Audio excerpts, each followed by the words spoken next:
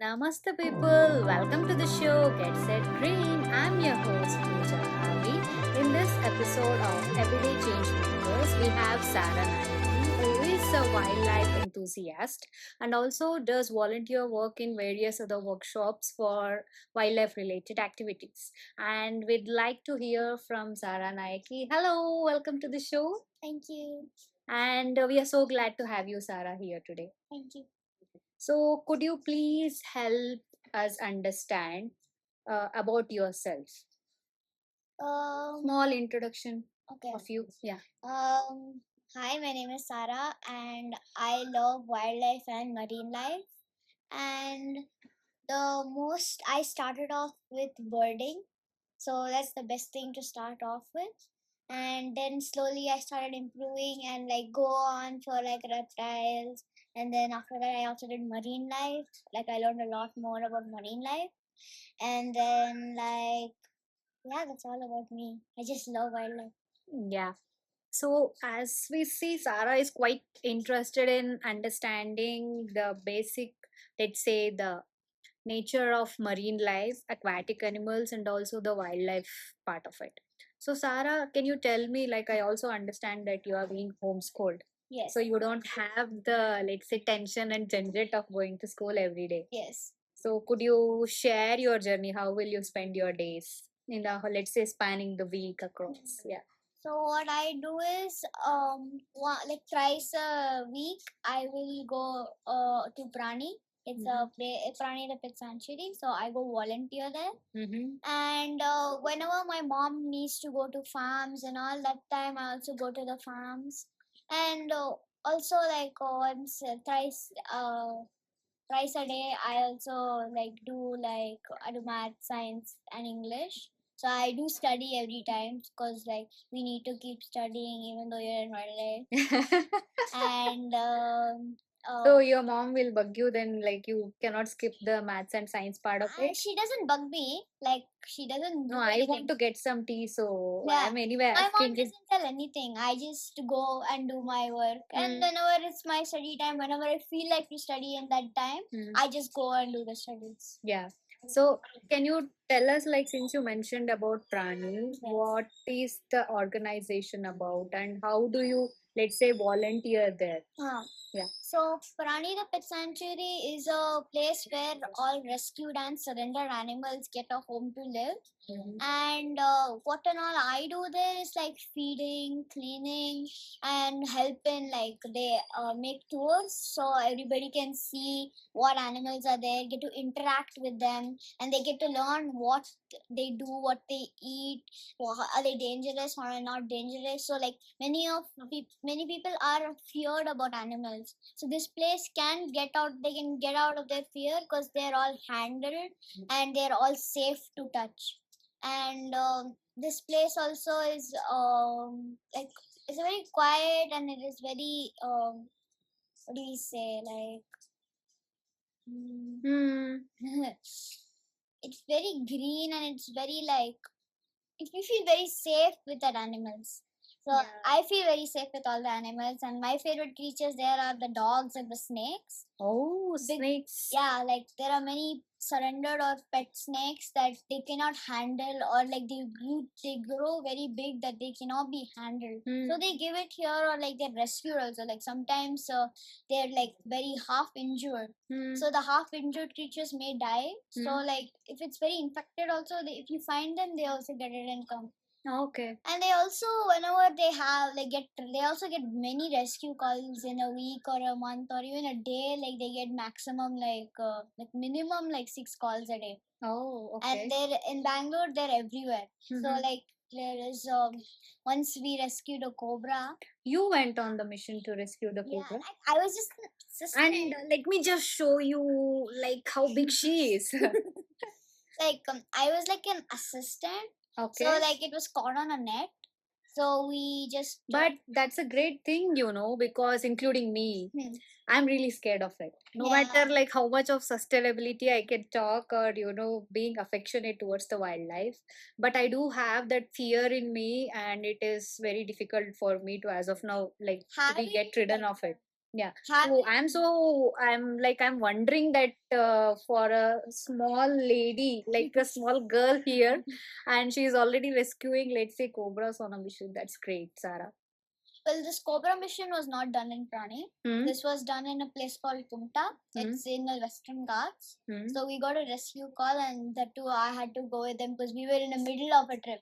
Oh. So that time Okay. we went, and the people were playing cricket. Mhm. So there's a net so that the ball doesn't go out to the wild. So in that net, the cobra, they didn't know what snake was there. Entangled. Yeah, it was entangled in it. So it was struggling to come out. So what we did is we tried cutting the net. Then we released it in the same place. But is it not like, let's say, agitated because it is entangled in a situation where other humans are also present? Yeah. Will it not be in a, let's say, angry mode? Because for the wild creature, even though we are not trying to harm that, but it is very difficult to understand its sensuality on how the senses will work of Yeah. it, right? Yeah. So a snake will be tensed for like a 5 minute timings because it is like why am I stuck here? I'm still a creature. I can slither. But the problem is like it'll be tensed. Of course, it'll be tense. Like when you touch it, especially, it's like why is like a creature like a snake on top. If it's touched, it thinks a bird of prey is on it. Even in the bottom, it's okay because it thinks it's ground. So like when people are around, it doesn't know who we are. It thinks we are predators. Or like you give some space and then you can just Yeah. Anyway, you're not in the frame, so it's fine. yeah, it's fine. Yeah, Let's it's- go like that. Yeah. Thank you so much. Thank you. Sorry. No problem. Continue, Sarah. So like when we rescue, you have to be ethically doing it. If not, one move, if it's wrong, it can bite you, and it can be, but Life it can threatening, be right? Because it's life-threatening. cobra. Yeah. But there's only 4 snakes in the world Hmm. that is life threatening. Only 4 snakes. Oh. There is the Russell's viper, the soft scale viper, the common crate, and the cobra. And that's not the king. It's Hmm. the spectacled cobra. Okay, so he's not the king in the reptile kingdom. So there is a king cobra. That's one species, and there's one more called a spectacled cobra. Mm-hmm. A spectacled cobra will have a V-shaped thing on its foot when it releases it. A king will be double the size of a spectacled cobra. Oh, okay. And so like you have to be careful with the big 4. Mm-hmm. But if an other like a non-poisonous snake bites you, it's not fatal at all. You just need to don't have to stress out yourself. Remove whatever's on your hand, and then call the ambulance as soon as possible. Even though it's a non-venomous snake, it will be paralyzing a little bit of your body because you can't start moving it. So if as soon as you go, they'll give you a blood check, and then after that they will put an anti-venom in you. That's the only cure for snake bites. Oh, actually, I learned a thing or two about like how to handle snake bites today. Then, thanks to Sarah. But Sarah, can you also tell us like what drew you into this wildlife? What was the one thing which made you more interested? You said like you feel safe and home around animals, Yeah. right? So there must be something which enticed you or made you, interested in understanding this space. Could you tell or share those parts with us? When I was very young, when I was 2 or 3 years You are old, still young, baby, yeah, Sarah. very young. Like when I was like a small baby, that time also I used to go around creatures. My mom used to take me to zoos or like somewhere like walks or like even go on a stroll on a park. Whenever I find a creature, I would just stare at it. Even ants I used to stare at. Because each creature will have a very, very different behavior. Like ants, they will keep on their scavenger like things. They keep looking for something. And birds, like they will sit or they You will have a breathe. pretty cute bird here over Yeah. here. This is a Yeah, parakeet. parrot.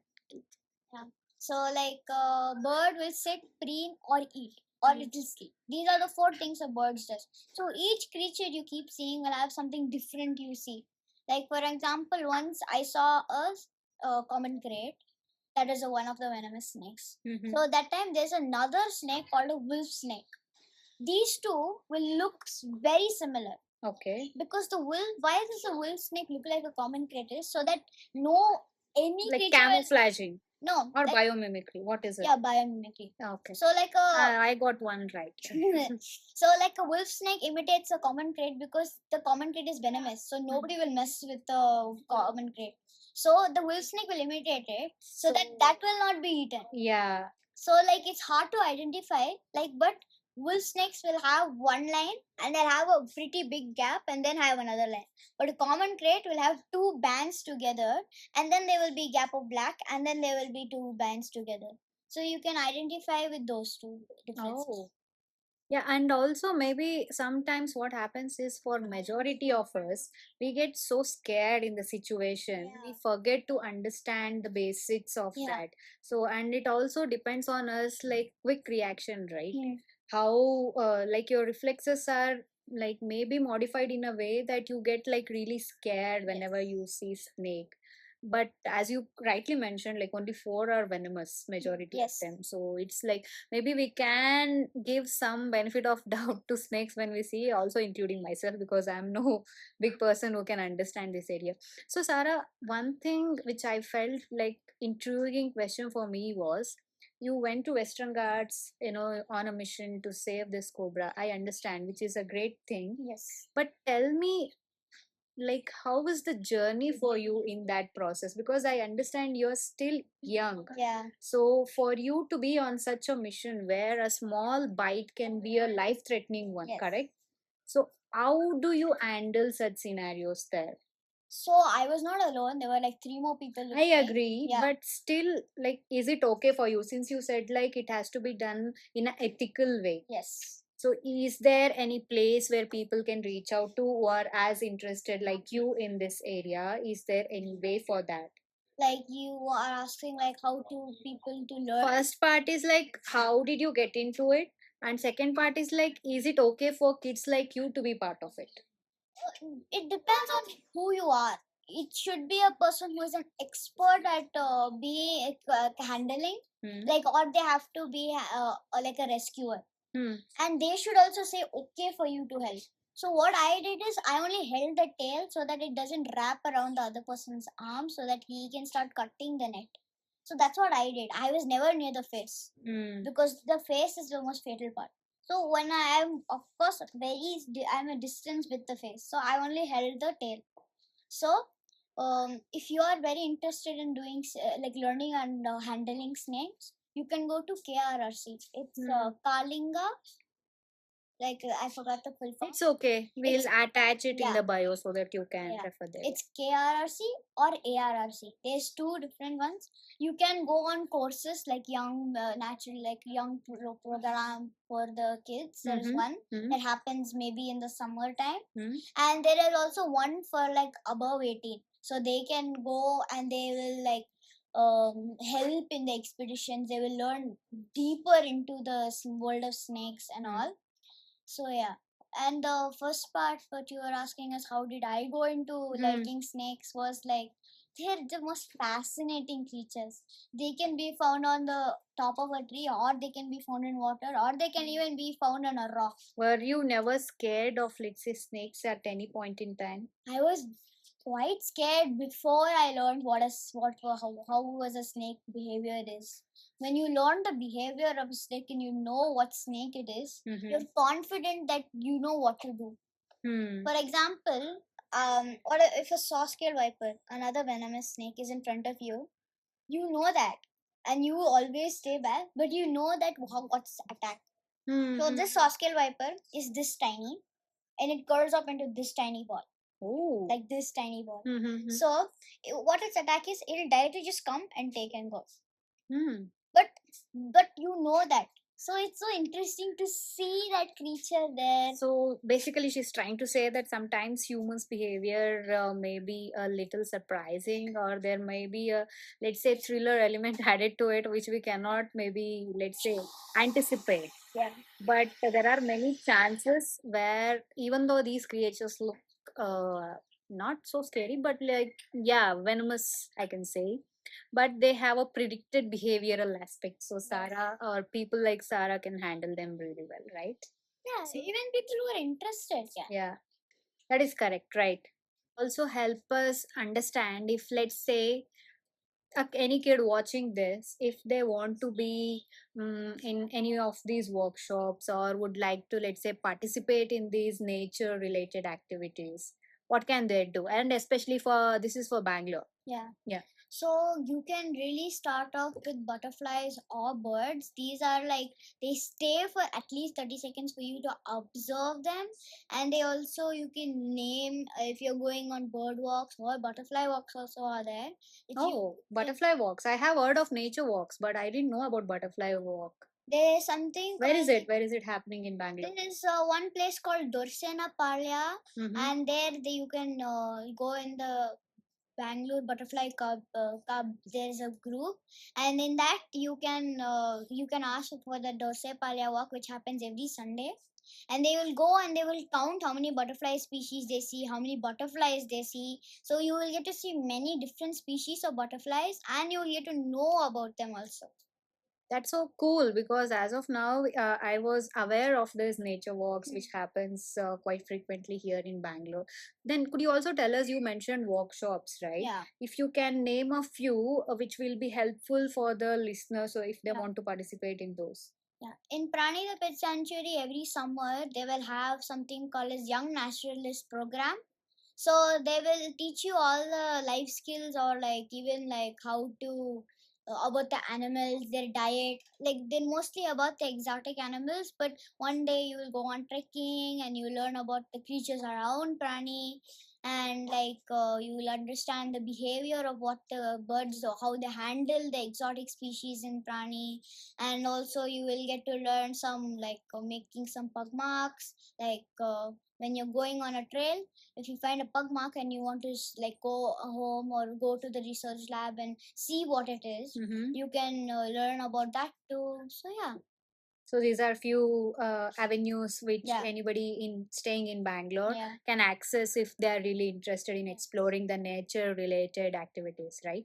And let's say apart from this, if anybody is also interested in having this primary access, since you also pet and take care of animals, right? Like, do they have to know anything prior if they have to volunteer, or will they teach those things there?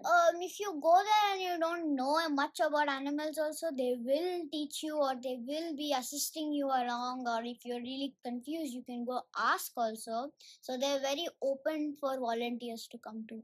Okay, that's great. Then, yeah, something for next weekend plan, guys. So, yeah, so Sarah's second question would be like, can you tell us an interesting thing about a frog, which we Okay. commonly like not aware of? There is one species of frog that lays its eggs on land and on the and its tadpoles also are the only species that live on land. So they walk and they adapt to land life, and they have like two legs on the back, and they keep evolving into a frog. Oh, that's great. And if we have to compare between, let's say, snare reptiles or bugs, bug family, which is your favorite? Reptiles. Oh, she seems to be sorted for that. And thank you so much, Sarah, for being a sportive and also sharing your journey. I believe watching this will inspire many, let's say, young kids who are maybe interested and are trying to explore areas on how they can contribute or volunteer, or even, let's say, even understand the angles of wildlife, Yes. or having an opportunity to even experience the animals, right? As you Yeah. mentioned, where you volunteer at Prani, you have various responsibilities for you, where you treat the surrendered or even rescued animals, right? So that is a great learning for anyone who is interested in this space. And keep listening, we will have next episode